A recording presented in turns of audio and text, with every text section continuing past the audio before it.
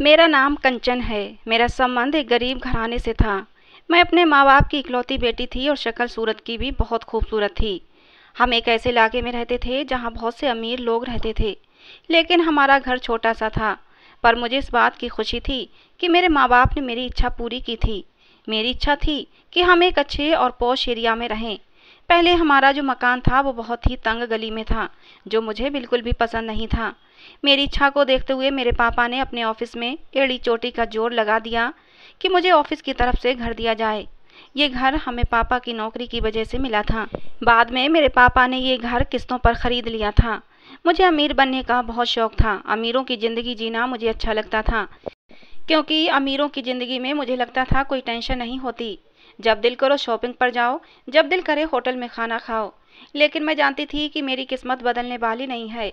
हम लोग जिस तरह से थे, मेरे लिए रिश्ता भी कल उसी तरह का आना था। हमने सारी ही ज़िंदगी बहुत सपने देखे थे और आगे भी सपने देखते ही रह जाना था। हमारे घर के सामने एक छोटा सा पार्क था। एक दिन उसी पार्क में मैं जा रही थी कि एक बूढ़ी औरत मेरे सामने आकर फिसल गई।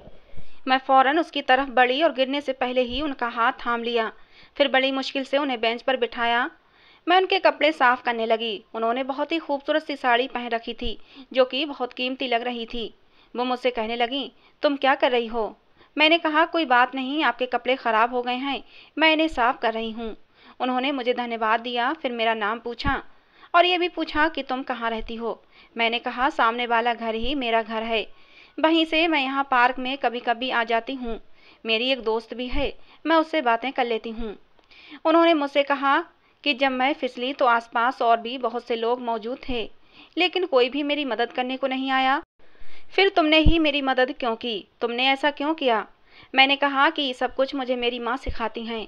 वो कहती हैं, जब तुम्हें दूसरों की मदद करने का मौका मिले तो उसे हाथ से जाने मत दो, क्योंकि भगवान दूसरों की मदद करने वालों को पसंद करता है। मैंने उस बूढ़ी औरत को अपना नाम भी बताया और अपना घर भी दूर से दिखा दिया, लेकिन मुझे ये मालूम नहीं था कि वो औरत कुछ ऐसा करेगी कि मुझे ही हैरान कर देगी। अगले ही दिन वो मुझे फिर से पार्क में मिली। उसके साथ एक लड़का भी था जो मेरी ही उम्र का लग रहा था। उन्होंने मुझे दूर से ही देख लिया था और फिर पास आने का इशारा किया। मैं भी उनके पास चली गई।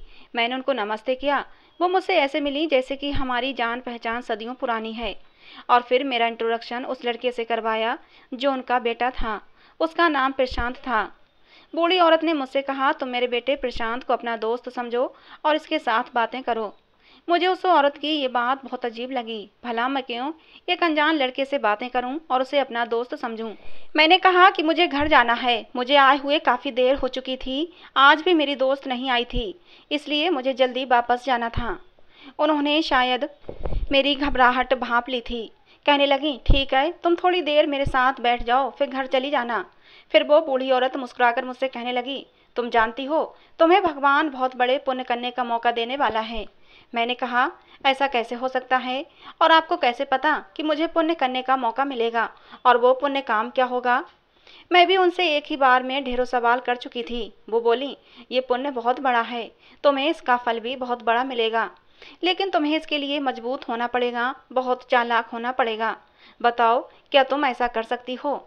मैंने कहा, मुझे आपकी बातों की बिल्कुल भी समझ नहीं आ रही कि आप आखिर कहना क्या चाहती हैं। आप जो भी कहना चाहती हैं प्लीज़ साफ साफ और विस्तार में बताएं। मैं वादा करती हूँ कि मैं अपनी तरफ से पूरी कोशिश करूँगी।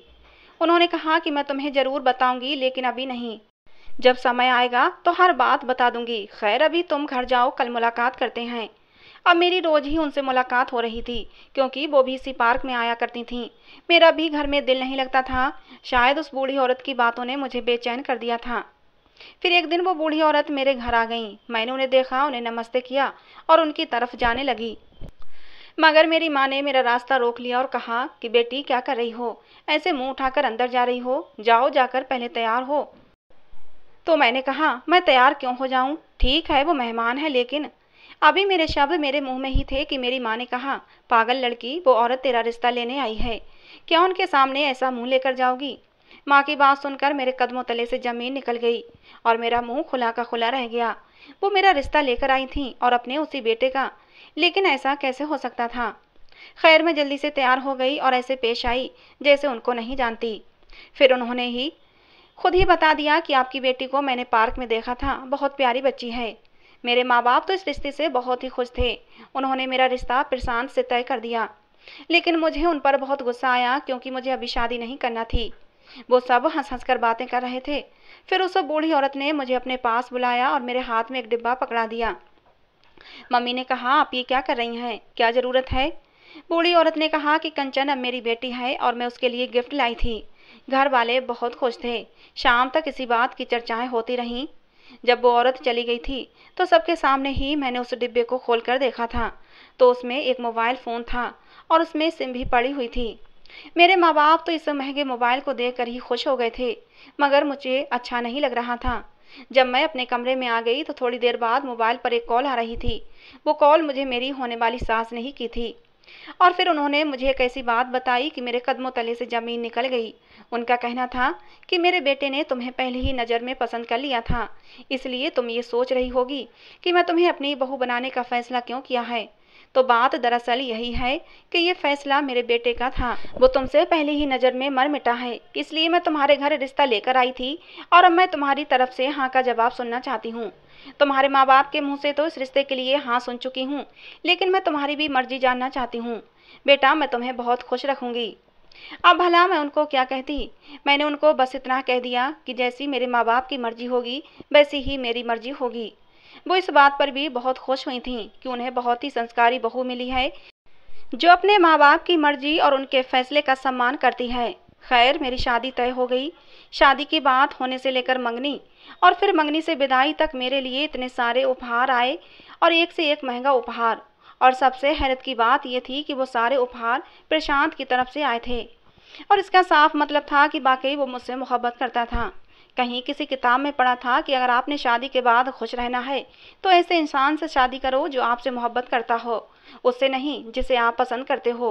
अगर उस लड़के को मुझसे मोहब्बत हो गई है तो फिर तो मैं बहुत ही खुशकिस्मत लड़की थी। वो खूबसूरत भी था, मुझसे मोहब्बत भी करता था और उसकी माँ भी बहुत ही अच्छी थी। यहाँ तक कि उनका ख़ानदान भी छोटा सा था। उसकी माँ, जो कि मुझे वैसे ही बहुत अच्छी लगती थी, यानी कि मेरी सास तो पहले ही मेरी दोस्त बनी हुई थी। मैं बेहद खुश थी, खुशी से फूली नहीं समा रही थी। पहले तो मेरा शादी करने का कोई इरादा नहीं था, लेकिन अब मुझे अच्छा लग रहा था।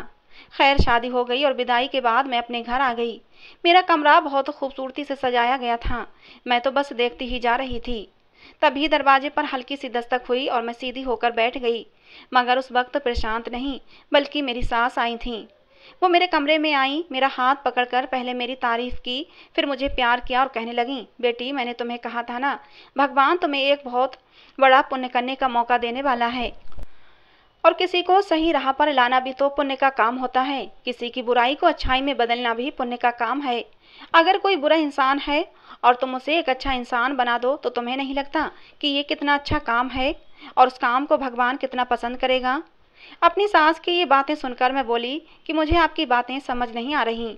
आप जो कुछ कह रही हैं वो बहुत ही अच्छा काम है, लेकिन इसे आप जरा विस्तार से समझाएं। आप जैसा कहेंगी मैं वैसा ही करूँगी। मेरी बात सुनकर वो हंसने लगीं और कहने लगीं, अभी तो बहुत दिन हैं, धीरे धीरे इस घर में एडजस्ट हो जाओ। प्रशांत का रूटीन है कि सुबह को ऑफिस जाता है और शाम को आता है। पूरा दिन होगा हमारे पास, हम लोग खूब बातें करेंगे। कहते हैं अगर आपकी सास अच्छी हो तो आप खुद को 50% खुशकिस्मत समझ सकती हैं। बाकी की खुशकिस्मती इस बात पर निर्भर करती है कि आपका पति भी अच्छा हो। थोड़ी देर के बाद प्रशांत कमरे में आया। उसके हाथ में एक ब्रीफकेस था तो खुशी से मेरे दिल में लड्डू फूटने लगे। यानी कि मेरी मुंह दिखाई का तोहफा इतना कीमती था कि प्रशांत उसको ब्रीफकेस में डालकर लाया था, वरना आज की रात सूटकेस का क्या काम था। मैं इन्हीं सोचों में गुम थी जब प्रशांत मेरे करीब चला आया और उसने मुझसे बहुत ही अच्छी तरीके से बात की और फिर कहने लगा कि कल तुम्हारी मुंह दिखाई का फंक्शन है और वो भी दिन के समय, इसलिए तुम अभी थकी हुई होगी, मैं भी थक गया हूँ। ऐसा करते हैं कि हम लोग सो जाते हैं।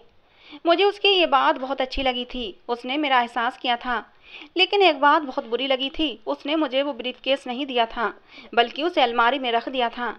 मैंने भी सोचा कि शायद वो थका हुआ है, आराम करना चाहता है, मेरा गिफ्ट मुझे कल दे देगा। हो सकता है उसमें हनीमून की टिकट हो। यही सब सोच सोच कर मैं तो बहुत खुश हो रही थी। सब बहुत ही शानदार लग रहा था। मेरे पापा और मेरे मम्मी भी बहुत खुश थे। लेकिन फिर अगली रात को कुछ ऐसा हुआ जिसका मैंने कभी सोचा भी नहीं था। मैं हैरान और परेशान बैठी प्रशांत को देख रही थी। उसने कमरे का दरवाज़ा बंद किया था और मेरे सामने बैठ गया था और मुझसे पूछने लगा, तुम ठीक तो हो ना? मैंने उससे कहा, हाँ मैं तो ठीक हूँ, लेकिन आप ये सब क्यों पूछ रहे हैं? थोड़ी देर बाद उसने वही ब्रीफकेस उठाकर खोला और मेरे सामने रख दिया। मैं हैरान रह गई। वो ब्रीफकेस तो नोटों से भरा हुआ था, उसे मुश्किल से बंद किया गया था।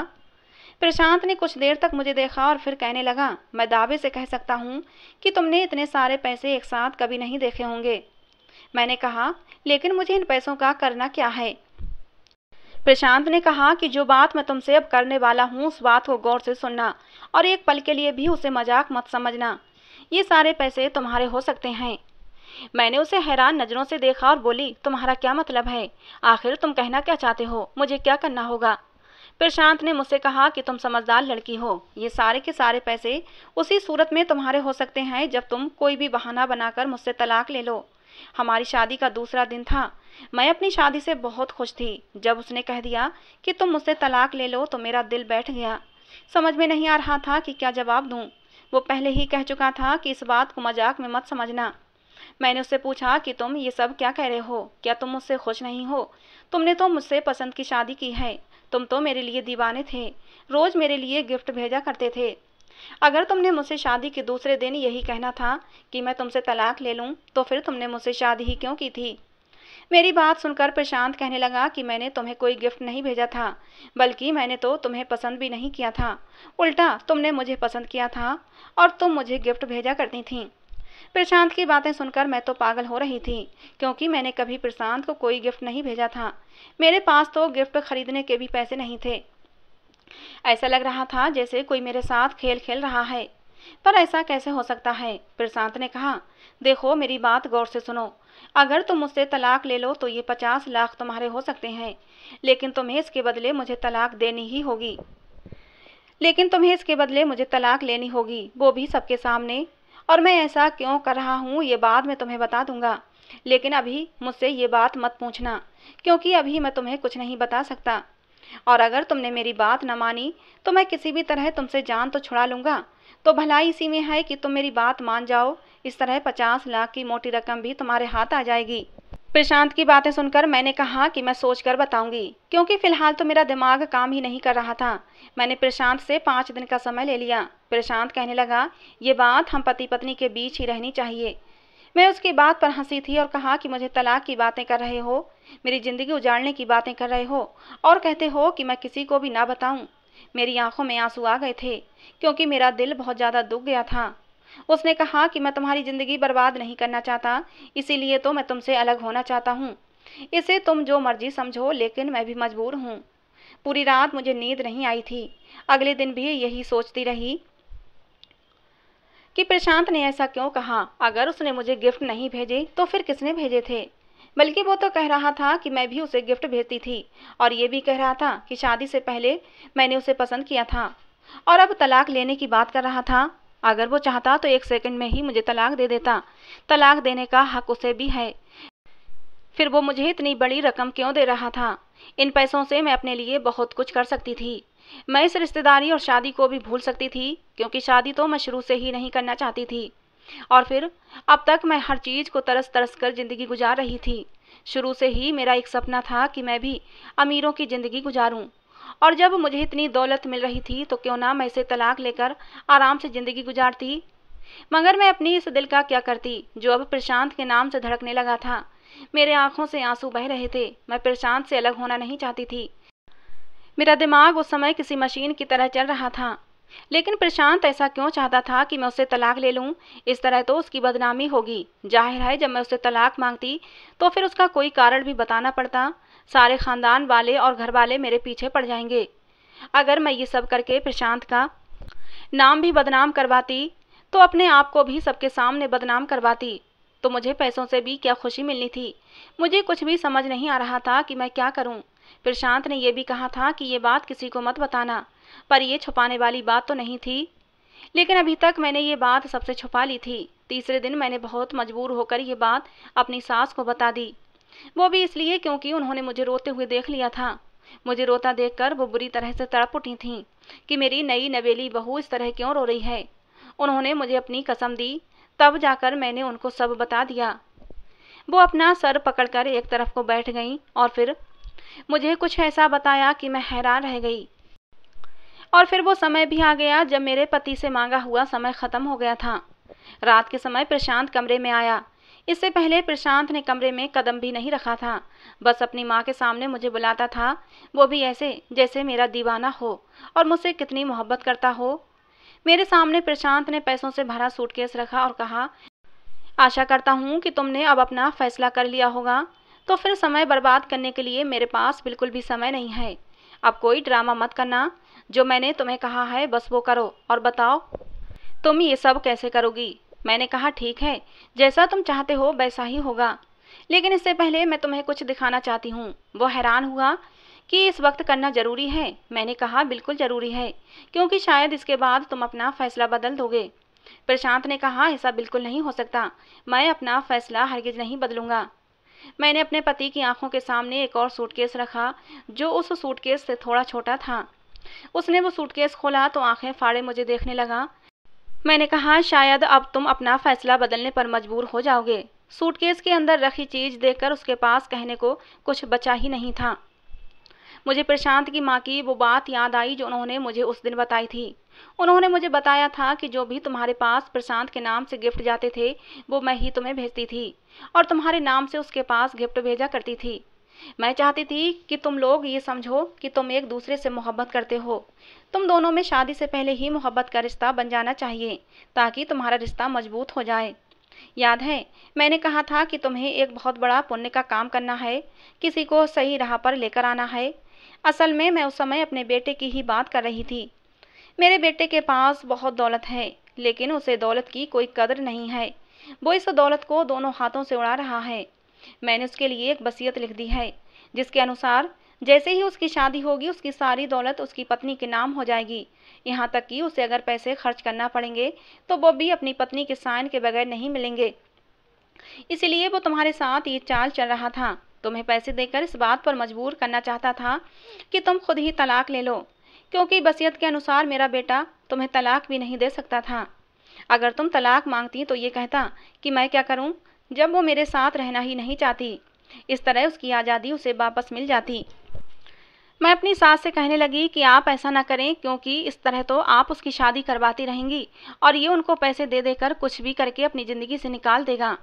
मेरी सास ने मेरे कहने पर एक और वसीयत लिखी थी, जिसके अनुसार प्रशांत अपनी मर्जी से दौलत खर्च कर सकता था, लेकिन तब तक जब तक मैं उसकी पत्नी बनकर रहूंगी। मेरे पति के सामने मेरे सास की लिखी हुई नई वसीयत पड़ी हुई थी और उस वसीयत को देखकर मेरा पति अपना सर पकड़कर बैठ गया था। उसे कुछ भी समझ नहीं आ रहा था। फिर मैंने उसे समझाया कि शादी का मतलब जिंदगी ख़त्म होना नहीं होता। देखिए, मैं आपको पसंद करती हूँ, आपके साथ रहना चाहती हूँ, कभी भी आपको तंग नहीं करूँगी, हमेशा आपका साथ देने की कोशिश करूँगी, हमेशा आपके साथ वफादार रहूँगी। मेरा पति गुस्से से बाहर निकल गया और उसने 2 दिन तक मुझसे बात नहीं की, लेकिन फिर अपनी माँ के समझाने पर उसने मुझसे और अपनी माँ से माफ़ी मांग ली और मुझे छोड़ने का इरादा छोड़ दिया। हम लोग हनीमून के लिए भी गए। वापस आए तो हम दोनों एक दूसरे की मोहब्बत में गिरफ्तार हो चुके थे। मैंने बहुत ही समझदारी और अपनी सास के कहने पर अपने पति को मना लिया था। उसकी पहले की ज़िंदगी बहुत ही अय्याशी भरी थी, उसको पैसों की कोई कदर नहीं थी, इसीलिए मेरी सास ने उसकी शादी मेरे साथ की थी। अब प्रशांत मेरे साथ बहुत ही खुश है, अपनी माँ का धन्यवाद करता है कि उन्होंने उसके लिए इतनी अच्छी हमसफ़र ढूंढ कर दी है। तो दोस्तों, ये थी आज की हमारी कहानी। कैसी लगी ज़रूर बताना, पसंद आई हो तो प्लीज़ लाइक करना। कहानी को लेकर अपनी राय ज़रूर दिया करें दोस्तों, जिससे कि हमें पता चले कि आपको हमारी कहानी पसंद आती है या नहीं।